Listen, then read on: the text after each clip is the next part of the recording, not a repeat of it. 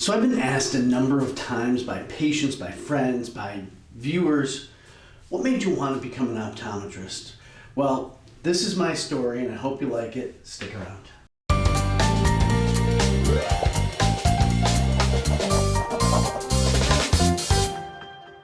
So if you've watched my videos, you have no question about my desire for optometry. I really enjoy it. I enjoy it a lot.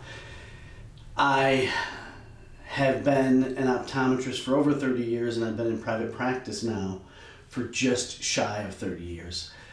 And for me, it doesn't get old. I really enjoy seeing patients. I like seeing different people every day. I get to know them well over that 30-year span. I get to be self-employed. I get to solve problems every day, and that's really a big one for me.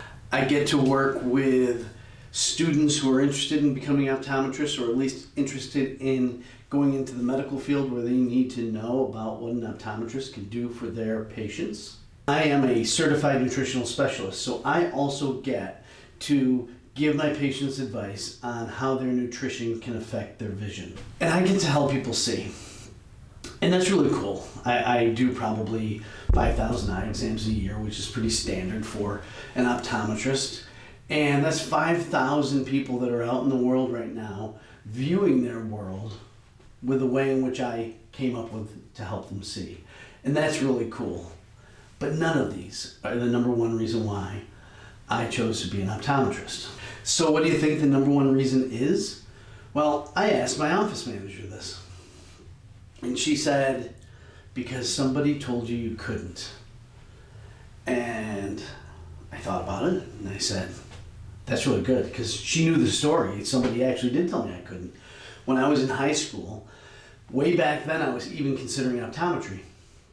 And I said to my guidance counselor that I'm thinking about optometry, and she said, I think you're setting your sights a little high. Well, in her defense, if you could have seen my grades back in high school, you too may have thought that. But she did something to me that was more helpful than you would believe. She put a fire under me. And I thought to myself, who's going to tell me I can't do that? And that was a driving force for me to at least get through my college education. Because I thought, she can't tell me I'm not going to do it. And looking back, sounds like an awful thing for a guidance counselor to say to someone. But again, if you can see what she was looking at, you may do the same. So early on in my undergraduate career, I know I want to go into healthcare. I know I want to help people. I know I want to do something in that realm. And, that gives me a lot of options. And at least back then, there weren't big things like, I didn't know much about physical therapy. I didn't know much about a lot of the other things, but certainly dentists, chiropractors, podiatrists, MDs, I didn't rule that out. And I started looking at optometry. Well, when I got into my early years of college, I was really struggling with the sciences. And yet, the things I didn't struggle with was math, physics, and computer programming. I love to program.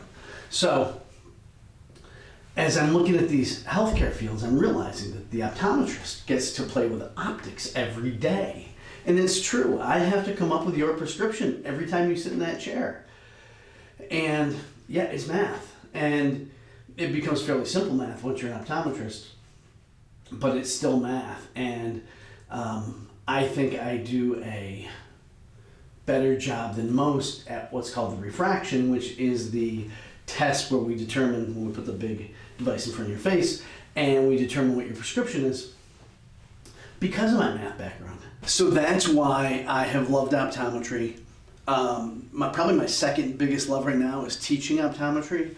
I'm really enjoying getting undergraduate students into our practice to show them what optometry can be. We hire them, we teach them everything from front desk to technicians to whatever they want to learn. So that if they determine they do in fact want to go into optometry, they have a big leg up. They start learning the theory while already know the practical application for it. And I think it just makes them better optometry students and hopefully better optometrists. So, hope you like what I had to say. Consider subscribing, and until next time, take care.